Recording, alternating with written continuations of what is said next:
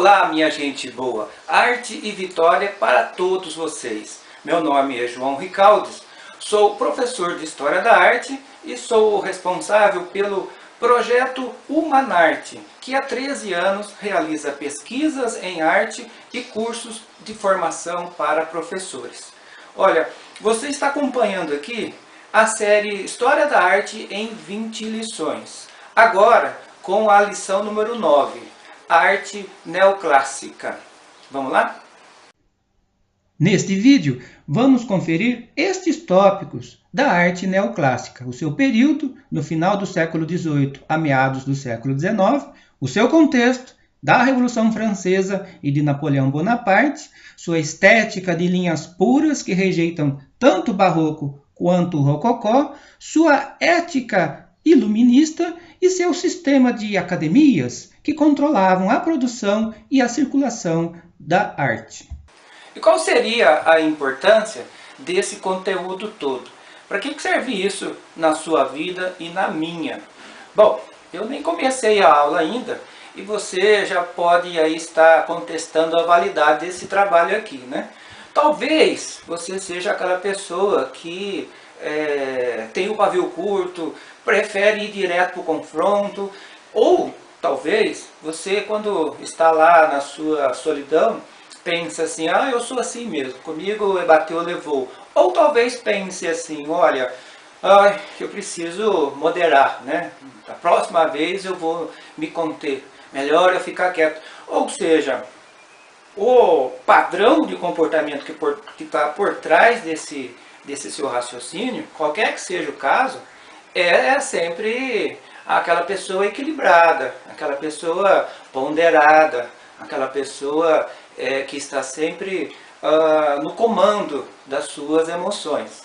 É exatamente isso que interessa a você, interessa a mim, porque a arte neoclássica é talvez a que tem o maior envolvimento com esse ideal ético de equilíbrio. É a arte que mais concretiza a ideia aristotélica da moderação. É uma arte voltada ao engajamento social, à melhoria do mundo e ao heroísmo dos grandes ideais. Então, ainda que você duvide do assunto, dê um tempo. Vamos averiguar isso no segmento desta aula. Chega de papo e vamos à aula.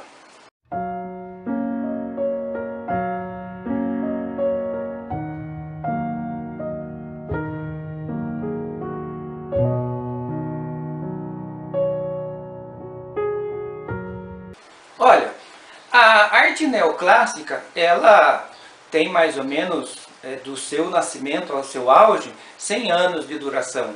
Do começo, de meados do século XVIII, quando surgiu, até o meio do século XIX, ela foi a forma de arte predominante. Era a própria linguagem da arte. Ela surge como uma reação, ao mesmo tempo, contra o barroco e o seu exagero, a sua dor, o sofrimento, a religião, e também contra o rococó, que estava em moda no período. E sua vida fútil, sua vida de frivolidades, de prazeres, até de sensualidade extremada. O neoclássico é, portanto, uma retomada da grande arte, dos grandes ideais, da morte heróica, da ideia de dar a vida por um ideal. E ela se dá justamente no contexto da Revolução Francesa, nos anos 70, naquela década de preparação da Revolução, durante toda a Revolução de 10 anos, o período napoleônico e pós-napoleônico. Né? Então, esse é um período de grande envolvimento de arte e política. Ora, a ideia da arte como pedagogia, como preparação de um espírito para ir à luta, é encarnada por esses pintores, escultores desse período. Há uma frase que define o espírito da arte desse período, de um comentarista, um filósofo alemão, chamado Wilkemann, que diz assim: a arte tem que representar a nobre simplicidade e a grandeza serena. Há um outro que faz um comentário assim, para você imaginar qual é a forma de você enfrentar esses momentos de grande tumulto na vida social, na vida nacional, na vida individual. Tudo deve se passar como o oceano. Por mais que na superfície tenha vendaval, tsunami, o que for, lá na profundidade do oceano, ele continua calmo. Inverte-se aí a ideia do que está em cima, do que está abaixo. Por mais que dentro do seu coração aquela coisa toda esteja em ebulição, você quer partir para a garganta da pessoa, você mantém aquele rosto de japonês, né? Aquela serenidade, aquele equilíbrio todo. Essa é a grandeza serena. Você não luta pensando em bens, em ganhos, em conquistas pessoais. Você se aferra, se concentra no seu ideal social e dá a sua vida por isso. Então o grande tema do neoclássico será a morte heróica, a morte, o protótipo é a morte de Sócrates, como a gente vai ver aí na sessão de leitura da imagem. Outra coisa importante, a arte neoclássica, ela evoca, ela ecoa, ela transmite os ideais do iluminismo. A ideia de Rousseau de liberdade, igualdade, fraternidade, a ideia de John Locke de destruir, ir à luta, você tem o direito de rebelião, né? A ideia de Voltaire de expressar a sua opinião, mesmo que seja contra os outros, contra os governantes, essas ideias que correspondem ao ideal moderno de democracia, elas são compartilhadas pela pintura, pela escultura neoclássica. Então existe uma correlação, né? Há um espírito da razão contra a tradição, contra a submissão, a favor da criatividade, do protagonismo, tanto nos filósofos quanto nos pintores, que querem sacudir aquele ambiente barroco, rococó, querem destruir aquele ambiente da realeza que domina o povo, que explora o povo, e embarcar numa aventura na qual você não tem um ganho imediato, nem na sua geração, mas haverá um ganho para toda a humanidade lá na frente. É uma arte humana, né? E para isso, o que acontece? Para você pregar, para você aprimorar esta ideia de protagonismo, de mudança, é preciso haver uma ênfase muito grande na racionalidade, na capacidade de reflexão, na capacidade de resistência, né? Então, uma das características muito fortes, tanto do iluminismo quanto da arte neoclássica, é o racionalismo. A ideia de que, pela razão, você tem um controle de si e do mundo, né? E, de certa forma, haverá uma ênfase necessária, tão grande, que chega a haver aí um modelo muito idealizado, tanto na pintura quanto do ser humano, da sua possibilidade de estar sempre no controle, da sua possibilidade de você ser, de fato, protagonista, da sua, enfim, desconfiança de que a razão pode tudo. Esse será o tema do período seguinte, né? Que é o período do romantismo, que desconfia de tanta razão. Não que seja a favor das tradições, mas a humanidade vai caminhando e descobrindo novas coisas, né? Vamos dizer, de certa forma, era necessário essa ênfase racional. Essa ênfase racional acaba atendendo a várias camadas sociais, atende à demanda popular pelo fim do absolutismo, daquela ditadura das dinastias, atende àquela demanda pelo fim do barroco, pela superação do rococó. Agora, com o tempo, o próprio sistema político se regenera e acaba absorvendo essa energia e reutiliza a arte tão racional para a sua glorificação também. Começa por exaltar a figura de Sócrates como exemplo daquele que morre por um ideal. E acaba chegando ao ponto de exaltar a própria figura de Napoleão, né? Que vai acontecer no neoclássico. Isso significa o quê? Lentamente, o mundo político se apropria da produção e da circulação de arte, gerando um sistema extremamente complexo e pesado, né? Chamado o sistema das academias.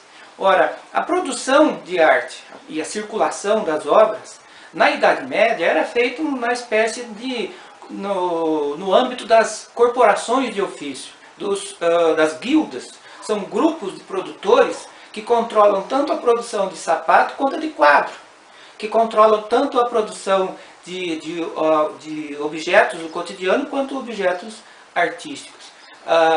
Foi assim que foi a aprendizagem de Leonardo da Vinci, com 10, 12 anos, dentro de um ateliê, né, do seu professor chamado Verrocchio. Sai da família, vai lá ser auxiliar e vai crescendo, superando as fases. Depois veio a igreja, principalmente com a reforma, com a Contra-Reforma, que vai codificar, controlar a arte do século XVI e XVII. Finalmente, no século XVIII, o Estado toma conta da produção de uma forma bem rígida. Interessante que surge na Revolução Francesa e permanece no período napoleônico e permanece no período pós-napoleônico, onde várias correntes ideológicas se confrontam, né? O que permanece? Desde então, o ensino de arte será controlado pelo Estado nas academias. É como se fosse um curso universitário com matérias. Você estuda desenho, estuda os clássicos, vai para a aula de modelo vivo, né? E vai tendo um controle da sua aprendizagem de vários anos. Depois vem o grande prêmio, o Grand Prix. Você recebe uma pensão para ir para a Itália, passar uma temporada. Quando você volta, você tem o direito de expor nos salões oficiais, que são mais um elemento estatizante. O governo controla a exposição, passa a ser anual no século XIX. São os grandes salões de arte. E vários brasileiros participaram desses salões do século XIX, como a gente vai ver mais lá na frente, né? E depois da exposição, vem a compra oficial e estes pintores acabam sendo convidados a serem professores e o sistema vai se alimentando. Então a academia passa a ser extremamente excludente e pesada, né? Controlando de forma bastante no detalhe e no todo a arte. Por isso, ao final do século XIX, vão haver vários movimentos anti-acadêmicos. Por isso, a própria palavra arte acadêmica, no final do XIX, começo do XX, vai lembrar, vai sempre se remeter a essa arte já sem criatividade, repetitiva, oficialesca, e contra isso o romantismo vai lutar. Depois o impressionismo, depois o pós-impressionismo, até esse tipo de arte ser finalmente superado, não é? Bom, mas chega de tanta teoria e agora nós vamos analisar algumas obras e ver como isso se traduz numa estética, nas linhas, na composição. Esse é o momento em que nós vamos à obra. Símbolo maior do espírito da arte neoclássica, essa é a tela A Morte de Sócrates, feita às vésperas da Revolução Francesa pelo pintor Jacques-Louis David, que logo seria eleito deputado revolucionário pelo Partido Jacobino. Aqui ele imagina como teria sido lá o último momento da vida do filósofo Sócrates no século V a.C., antes de ser executado por ordem das autoridades corruptas de Atenas, à morte por envenenamento. O veneno aparece na taça aqui no centro da tela, sendo passada para a mão direita do filósofo, que com a esquerda continua argumentando e denunciando, indiferente à morte iminente. Ao mesmo tempo, seus discípulos exibem variadas maneiras de manifestar a dor e a perda de seu mestre, desde o mais resignado até o mais desesperado. Esta é a morte heróica. Num dos momentos mais difíceis da Revolução Francesa, o pintor David presta uma homenagem a seu amigo Marat, também deputado jacobino. que foi assassinado na banheira em que ele passava a maior parte do tempo para tratamento de sua doença de pele. Ali ele trabalhava, escrevia, fazia os seus projetos de lei, ali ele recebia as pessoas, ali ele foi assassinado por uma militante do partido girondino. Repare que Davi empresta às feições de Mahat características inspiradas, retiradas no Cristo da Pietà, feita por Michelangelo, equiparando assim o heroísmo político ao redentor da humanidade, nesse padrão de idealização da cena. Aqui você tem o detalhe do bilhete que a assassina enviou para a sua vítima. No plano inferior, aparecem os personagens principais dessa trama, simbolizados pela faca da assassina e pela pena, que é o instrumento de trabalho do deputado. À direita, você vê a homenagem do Davi a Mahat. A composição é bastante sóbria, com um fundo praticamente abstrato, objetos de trabalho como esse caixote bem simples, né?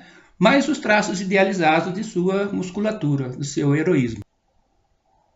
Nesta grandiosa tela, chamada O Juramento dos Horácios, Davi revela com mais nitidez os traços da composição rigorosa geométrica da pintura neoclássica. No centro da cena, o patriarca da família de sobrenome Horácio está alocado entre duas colunas e bem embaixo de um arco. Ele está fazendo com que seus 3 filhos, alocados no arco à esquerda, jurem matar ou morrer em nome da cidade de Roma, que está combatendo o inimigo, que também escolheu lá os seus 3 campeões da família chamada Curiácio. Horácio e Curiácio, no entanto, são parentes, porque as moças que estão alocadas aí debaixo da coluna do arco da direita, ou são irmãs dos meninos à esquerda, e uma delas é cunhada.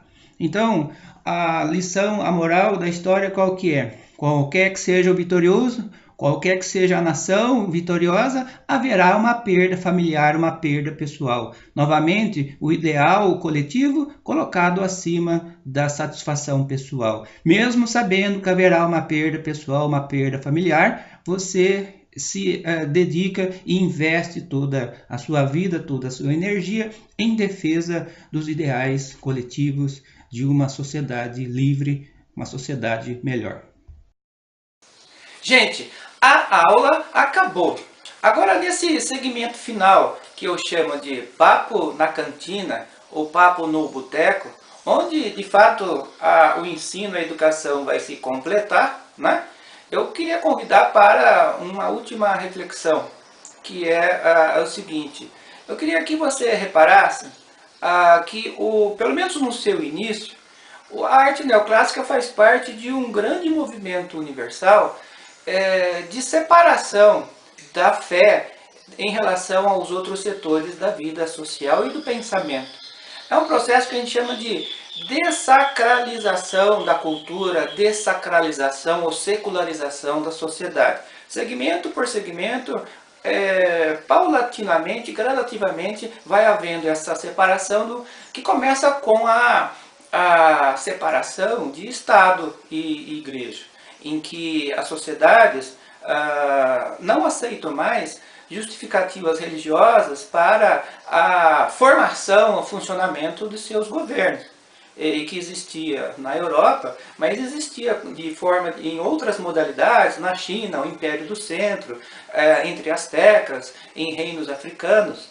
E esse processo começa ali na França, vai para os Estados Unidos e vai acompanhar, vai se espalhar por todo o planeta, está em funcionamento, existem avanços e retrocessos, e isso, como eu falei lá no começo, tem a ver com você, tem a ver comigo, porque interessa a todos nós ter o controle das emoções, ter o controle da sociedade, ser protagonista.